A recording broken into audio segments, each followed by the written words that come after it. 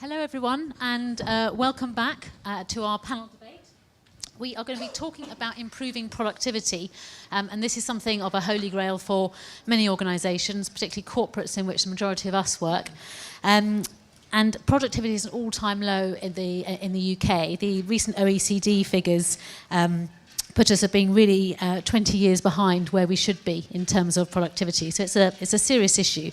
So we're going to be talking to our panel about how the FM function particularly can help to improve workplace productivity and obviously therefore boost an organisation's bottom line. So I'd like to start by introducing our panel, starting from your far right.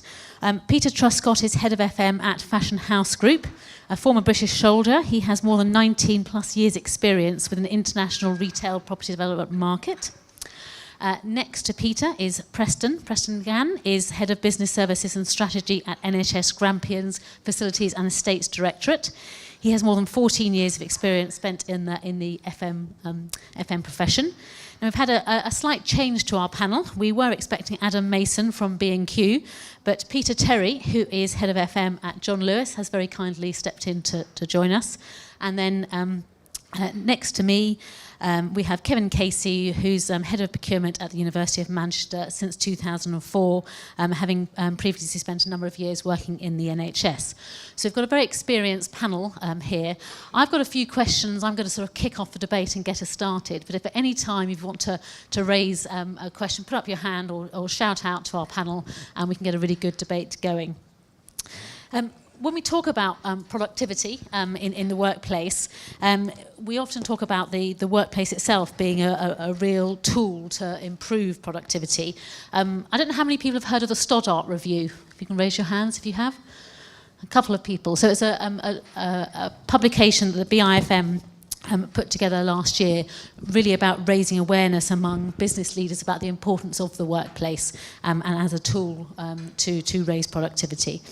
That report revealed that an effective workplace can improve business productivity by as much as 3.5%, which is pretty key if you're looking at that as profitability on your bottom line. So does the panel agree that the workplace could play a key role in boosting productivity? Peter, perhaps we can kick off with you. Does work. Yes, I believe that FM needs to get itself involved right from the word go. I'm fortunate that I'm a part of the design team for my company, which are shopping complexes in Russia and Eastern Europe. And it took us a long time to get right at the grassroots with the architect, with the interior designers, to do the pre-occupation designs and design out the problems where FM needs to go in there. I'm a great believer in Oliver's last presentation, the environment that we work in and the environment that we invite our guests and, in my case, customers in, makes it far better, gives us greater dwell time. We have, I believe, an obligation as FM to keep our stakeholders, our boards, advised of current trends, current technology, to improve the environment they're in. We lose huge amounts from retention, especially in retail, and we lose huge amounts of cost for recruitment, which can be outweighed by better conditions, better environment that we're working in. You see the workplace as being a sort of key recruitment and retention tool in many ways. I see the workplace being a very important part of the package for our customers, our staff, and our visitors. Nobody wants to work in a poor environment. Nobody wants to visit a poor environment. And if we can make that, we'll never make it perfect, but if we can make it more of an environment, an enjoyment and experience, then we will have better dwell time, in my respect, for shopping complexes, and we have better staff retention. Preston, from your side, the environments that you work in are literally a matter of life and death for the people who are there. there's been a lot of research out there that I've seen, particularly about the benefits of natural light on hospitals in terms of improving people's recovery times and reduction in pain relief and things like that. So do you see sort of hospital design and that environment as having a key role to play? I think so, definitely. Oops, sorry, this is a bit loud here. Yes, I think so. I think in terms of our design for our hospitals in Grampian, a lot of it at the moment are, through BREEAM, for example. It talks about natural ventilation and natural light and what have you, and also in terms of green spaces that we try to actually achieve, because in some of the cases, for example, the Forest Hill Health Campus, is one of the largest teaching university hospitals complex in Europe. But at the same time, we are having sort of piecemeal approach sometimes where all of the buildings are just building in most places where green spaces are not allowed to flourish. So there is a green space strategy at the moment where we're looking into try to maybe instill sanctuaries places and that is cordoned off and is protected, where people don't build any infrastructures onto.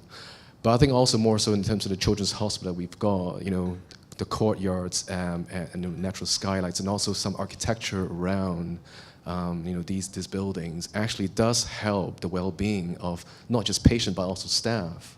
I think we can talk about the latest emergency care center that we built recently in 2012. And that again was a consideration for cancer patients, where the siting of the levels was actually at the top levels for cancer patients, so they can actually see, because it's on a hill. You see, Forest Hill is on a hill, so you can actually see the landscape of Aberdeen. So in terms of that sort of simple approach, but it's actually a very important approach to allow that sort of recovery to take place.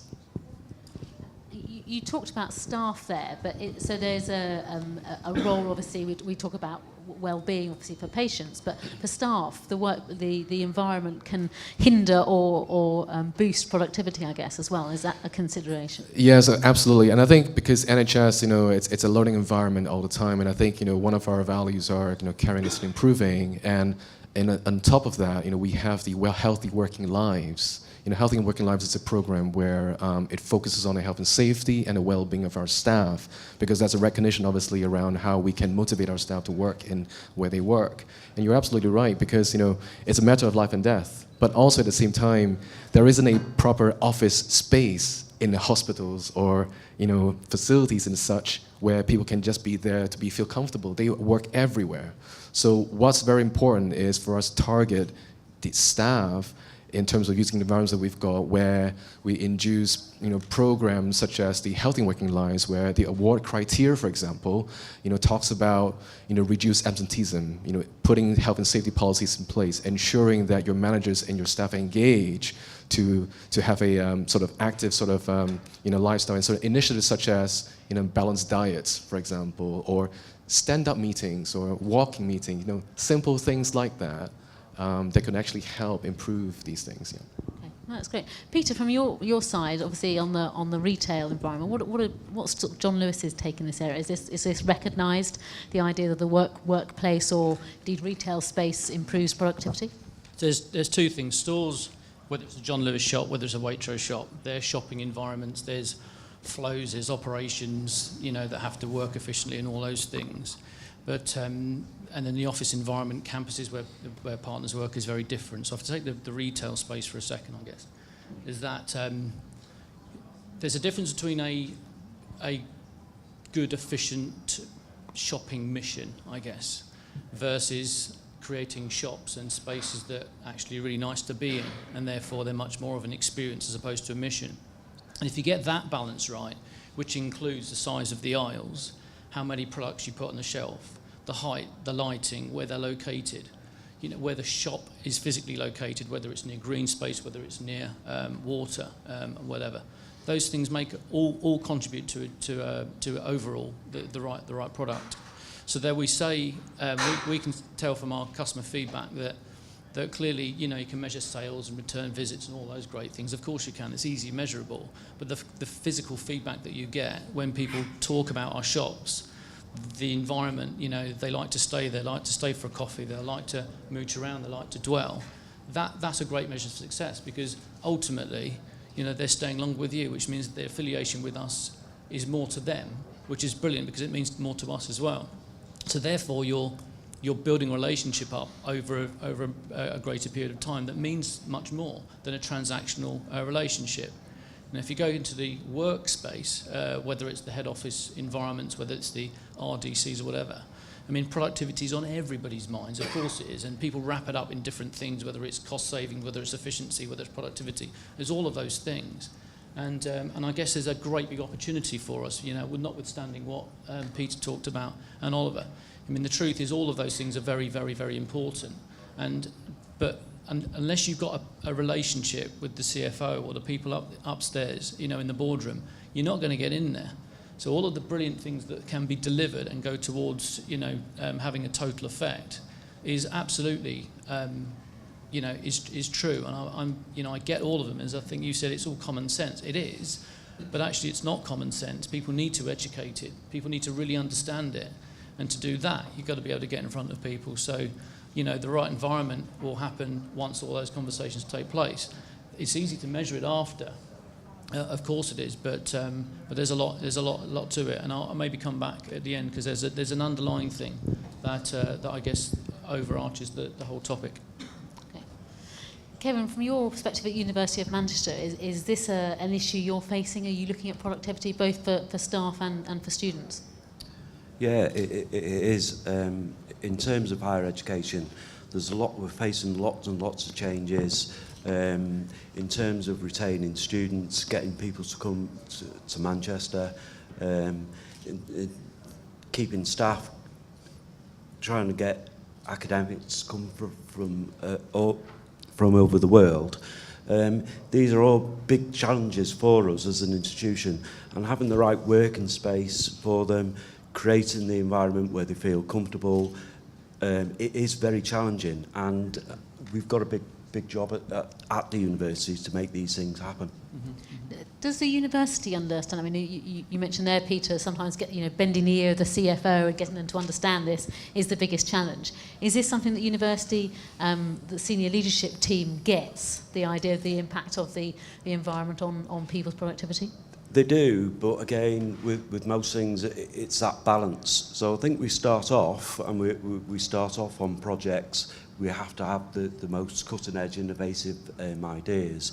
But as we get through, then the cost starts to kick in, and of course these things start getting engineered out. So it is difficult. I think there is a willingness, and I think because of the pressure on funding for higher education, it's trying to get that balance. But the senior management, I think in Manchester, they're there now. It's interesting, isn't it, going back to what Oliver said earlier, that people look down the list of things that plants, productivity, what do we need all this for? So it can be a challenge. We've got a question from our audience member here. So everyone's talked about the built environment and facilities.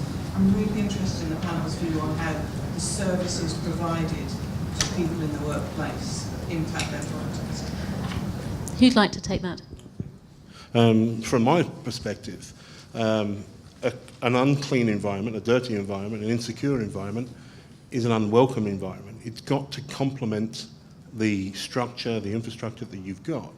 Our service providers, it's taken us a long time to get in with our service providers for them to understand our culture, and especially when I work in Russia, where the Russia is just throw people at it with no supervision, and hopefully it'll be clean at the end of the day. There's no checks, there's no measures. But that comes to us. That comes back to facilities management, of procedurising, putting the KPIs in place and making sure that our suppliers understand our culture and what we're trying to achieve. Do we get it perfect? No. Is it a moving target? Absolutely. But I can honestly say I've had a cleaning company with me for 12 years, and they keep the contract. I don't give them the contract. They meet all my targets, they meet all my KPIs, they meet the requirements that I want, therefore they keep the contract. If they didn't, I have a clause in all my contracts that if they have 3 strikes, they're gone. If they have 3 warnings, and we have monthly meetings where we carry out KPIs, they we warn them that we're going to change. We're now changing them, and they will not be considered in the tender process. So, yes, I agree, the service providers are vital to keep and maintain the structure, the environment that we've got, even down to their dress, to their attitude. And they are representing us from a shopping environment as much as they're representing their own companies. And we prefer them, and we honestly give them our badge on their uniform as well to say they are a member of us. Our loyalty with our security companies, cleaning companies, technical companies has, you know, it to me is very, very important. Right down to the conditions where they can eat, or they can have rest time, they have locker rooms. It's all an integral part of trying to meet an environment, an experience, back of house to produce the standards front of house. Any other views from the panel on that? Because Yes, clearly you can absolutely. have a... Okay, Absolutely. go for it, Peter. When people talk to me about, I'm head FM, it's a real hassle, isn't it? And what a tough job and all of those great things. But I have a different view. I think I really feel quite privileged, actually, to lead a team that get up every day to have the opportunity to make people's lives better. So why wouldn't that be a brilliant job? Yes, it's the mind shift thing, and FM's come on a massive, massive journey over the last, say, 15, 20 years, and I hope it continues to do that. But it is an absolute privilege. Now, whether that's through lighting, whether that's through clean toilets, whether that's through health and well-being, whether it's through postal services, whether it's fixing a fridge, it doesn't matter, because you're helping somebody. You're helping your retail colleagues, you're helping your customers, you're helping your partners or staff. We call them partners in our business. But you're helping. And if you're helping somebody, and that's what you really love to do, then why isn't that brilliant? Now, if you do it brilliantly well with a smile and live and breathe pride, and enjoyment, then people feed off that because they enjoy the interaction. And that's why they then come back. Because my staff, or the partners in our head office, they can go to Pret. It's like 30 yards away, but they can stay. They can go to Wagamama's, they do. I go there, but they can stay. So it's about making sure that, it's not about locking people in and not giving them a choice. But we do get an opportunity to make life better for everybody every day. I guess you can have the most amazing facility. You can have a sort of It's Google-style about people. facility, but if it's not well-maintained, clean, secured, or whatever, then it's just not performing. is it? Absolutely right. Do you think the productivity issue, bearing in mind that people talk about it so much, if we could say, well, actually, you're going to get a, say, 4% increase in productivity from your people, would the board then be more interested in investing in workplaces? For me, yes, absolutely, 100%. If you can put a justifiable case that says you increase your foot flow, if you increase your profit margin, your dwell time, if you can say that you're going to increase that, they see that as a positive move. For me, it's then up to the retailers to convert that extra dwell time, that footfall, to a sale. But we've got obviously two retailers here, Yeah, and I think it's some of the stats you talked about already. It's much easier, isn't it, in a retail environment to talk about this stuff because you can talk about which products are selling quicker, dwell time, and measurements like that. But if you're looking at sort of a knowledge worker workplace, how do you measure people's productivity, particularly when we're talking about it's very hard to actually measure it. It's people's perceived productivity more than anything else. Yeah. So I guess the first thing, my observations are, this is all contextual. It has to be relevant to the building, the activity, and the things that are happening in that workplace. There's not one size fits all, and nor should there be. And you can't just say, well, we'll just do this, this, and this. You have to really understand what's going on, why it's going on, and really, really work closely with the partners or the people in the building to understand what it is they want, what they need, and challenge all those things hard. Because everybody says, oh, we just need a Google Office. No, we don't need a Google Office, actually, and nor should we.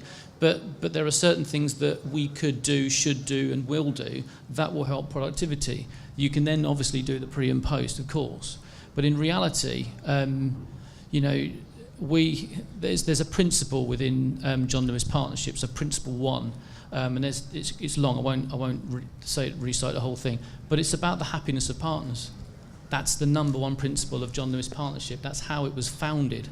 the happiness of partners. Yes, it's commercial, successful business and all those great things, but ultimately there's a thing here that you can start to measure partners' happiness. Now, whether that's retention, whether that's health, that's wealth, whether that's well-being, whether that's how they're treated by their line manager, what their physical working environments are, and all of those things build up to saying, are our people happy? And if people are happy and they're motivated and they're inspired and they're enjoying what they're doing in the environment they're at, then ultimately that's got to be a brilliant thing. Yeah, absolutely. How does the rest of the panel within your organisations measure productivity? I think for the NHS, for us, we have the iMetra tool.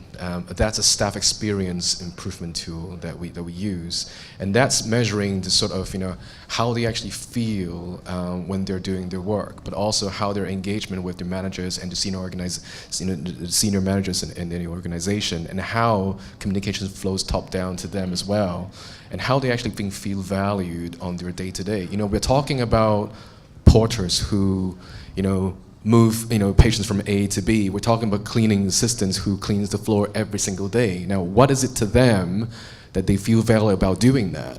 And I think, some of the platforms out with the NHS, such as, I'll be talking this later on this afternoon about, World FM Day. We had World FM Day this year. Does anyone know about World FM Day? Yeah. So, World FM Day has asked for organization to submit, I guess their day in a life. For some of their staff, and I guess for NHS Grampian, what we have contributed to submitting that, domestic assistants who talk about themselves, what makes them come to work every single day. And I think in an NHS environment, in a healthcare environment, it's about making that difference to the patients' lives. That's the real core.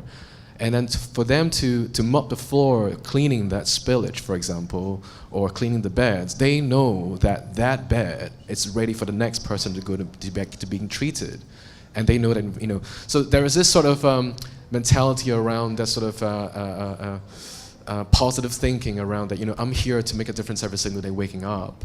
And also I think, for services, the F&E sector is always evolving, and where we probably are, older adopters of some technologies in the NHS, perhaps, for example, implementing mobile devices, to maintenance assistants, whom used to be carrying out paper job dockets, and traveling time from A to B. That sort of things, helps, I guess, the customers to see that, there is this ease of access, and the maintenance assistant gets things done quicker, responds on time. Or what about a help desk? Think about your own help desk. Is there a one-stop service that you can actually provide, integrate the systems into, that customer can just phone a one number without phoning in different numbers to get to transport or cleaning service, for example. Technology plays obviously a key role. Absolutely, yeah. It's not the main thing, but it's definitely a collaboration of many things. But your previous point there was very much about, again, like Peter, people's happiness, that if people are happy and they feel valued and they're content, then they are likely to be more productive and work harder. Any other ways of measuring productivity, perhaps from the audience? Is that something that you do within your organisation? Do you ask the question whether people feel productive in the workplace? It's a difficult one to measure, isn't it? I think. Any thought? We do and we don't. So straight away I declare that I'm a civil servant because I see it from both sides. We traditionally look at retention. We don't have any sort of scientific or any formula about performance, but I personally have always worked on the oh my God type of interpretation, which is you will be interviewing for new staff, you might be interviewing from them off-site at a hotel or what have you. They're successful, they turn up on the Monday morning, and then you're going to get, hopefully, the right type of oh my God, which is not oh my God, what the hell have I let myself in for? Look at these people, look at the state of the building, but oh my God, look at this. This is really nice. And certainly in central London, although we are the civil service, we are competing with an awful lot of private sector sort of think tanks, corporate lawyers, corporate property companies, and so that if you're not paying attention to that, Okay, they may turn up on the Monday, and I have only once Don't see seen them on somebody Tuesday. disappear at Monday lunchtime, never to be seen again. So, yes, it is important. I was chatting to a public sector FM the other day who said that they had an amazing flagship building in their organisation, and then the rest of their estate was pretty shoddy. And when they were interviewing new candidates, sort of the sort of creme de la creme, they would always interview them in the flagship building, even if they were going to be working in one of the shoddier buildings, because they didn't want their wrong kind of oh my god reaction. But of course that does come further down the line, doesn't it? Any other Peter? Yeah, I get the building thing actually, because people love a great shiny building with all the cool stuff in it. But back to, I guess, use the example of the worker in the pot wash. It's still about their manager, their line manager, and that culture that's then created, because the physical environment is a physical environment. This is a brilliant environment, it's lovely, but ultimately people will always be the most important thing, and everything else helps it, enhances it, complements it, supplements it. But unless you've got brilliant culture and that is truly embedded in a DNA, then all the great things in the world don't really make a difference. We all hear, don't we? We join a business, a brand. We leave a boss, and that's the truth. So. Yeah, I guess it goes back to what we were saying earlier. You can have the most amazing workplace, but if you've got a really poor culture and a bad boss, and whatever, it makes no difference at all. So, and the downside, I guess, of the technology bit, if we don't get this right, is that technology becomes the tool that then is the stick, and therefore it's not. It's an aid to work with technology, then works and complements the real things that make the difference. So. I guess I just want to say that with the best will in the world, we can't afford new buildings.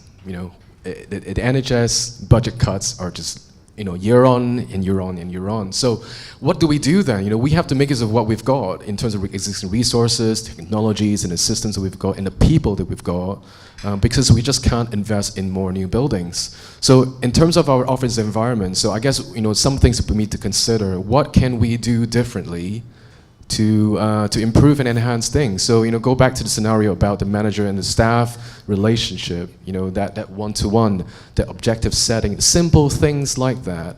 And I guess for example, if the end goal is to say, if you want to reduce customer complaints by 25%, how do we do it? If that's the goal, well, what's the lead measure up to that? With the existing staff you've got, do you put them through more customer service workshops? Do you actually coach them through some of the behaviors and attitudes in terms of doing that? Or are there systems that you can put in place to ease, the complaints coming through, for example, from the customers? Well, it's also, I guess, at the end of the day, personal productivity is actually the heart of team productivity, isn't it, really? So, what are some of the tasks that you can give to your staff that requires their skills and knowledge to be used up, and also then differentiate what are some of the tasks that can be amount up to chores. What can be automated, what can be delegated. These sort of things, I guess, helps to, in some ways, are byproducts in terms of fulfilling that sort of ultimate goal of measuring productivity. And I guess decluttering as well. How many of us in the workplace perhaps are filled with papers? Maybe just me. Or minimalization of the workplace. That environment that you've got. If you work in a tin shed, what's it like? Are your breakout rooms inviting? Or is it just being filled with another, a state of the art kind of thing, or maybe just a meeting room that's filled up with chairs? Can you put some greenery things to it? I think Oliver talks about this morning, So it is these things that we need to consider, simple things. It doesn't need to be investment all the time. But how do you measure that? So say you do a new fit out, or you just invest in some new technology or whatever. How do you measure the effectiveness of that investment or of the workplace generally? I don't think there's a silver bullet metric somewhere that I could kind of conjure up for. I mean, is there anything? Oh, Ollie, go on. Yeah, I think our neighbors here starting with the letter B, and some of the FM companies that work for them, there is a metric now around, and obviously it's not a precise science, but typically these companies now would track the time the trader enters the building and starts earning money. And I think that the timeline is now 15 minutes. So whatever FM or the whole sort of real estate does, if it contributes to reduce this time, to enhance the experience, and hence to allow for the revenue side to start earning money, then it's. And that's a pretty challenging metric, isn't it? So it's yeah. And there's another measure out there you all heard about, I'm sure, is Listman Index. Yes. So, I'm not sure I'm pronouncing well, but there are now sort of metrics around and starting to sort of But it is slow. It is slow, isn't it, to come forward? I mean, the Leesman results say it's 57% of people believe that their workplace enables them to work effectively, which you think is really pretty low. So therefore, almost half of us go to a workplace that we think actually it doesn't help us in our work at all, which is quite a challenge for the FM sector, I think. But if you've got a pressurised environment that is timing you from the door to start work, the first thing I'm going to say is I don't want to work there. Yeah, it's not for everyone, is it? I would be one of that 57% because that's not an environment that's conducive to giving me productivity. It may make the numbers work, but it actually doesn't make me work. And there's a difference between the short-term effective efficiency versus the long-term. And if you look at the long-term, you have to think of it in a different way to the short-term, because the short-term, if you're just trying to extract out and measure it to the inch of everybody's life, I mean, absolutely, you can get better productivity and you can get less is more and all those great things. It's easy to measure. But yeah, you have to look at the longer term because it's not sustainable. And if you want to have sustainable productivity improvements, then they will require different things, a different approach. But you have to be open to that approach, because most, public companies think on a day by day, week by week, at best year, talk about 5-year plans, but ultimately continuously developing them. And we've all lived in that world. It's quite normal. But long term versus short term, very different. Can I, just from my perspective, one of the best things the best thrill that I ever get is presenting a member of my staff with a 5, 10, 15-year service award, because that means that we've got it right for them. To be honest, we're getting, and this is not blowing my own trumpet, we're getting more and more of them because more and more people want to work in an environment that they want to get up to in the morning. Quick question for our audience before we close. Can you raise your hands if you measure productivity within your organisation? Oh, a handful of people. And raise your hands if you'd like to be able to measure productivity. So a few more. So I guess that shows that we are still not quite there. It's still the holy grail. So I'd like to thank our panel very much indeed. Thank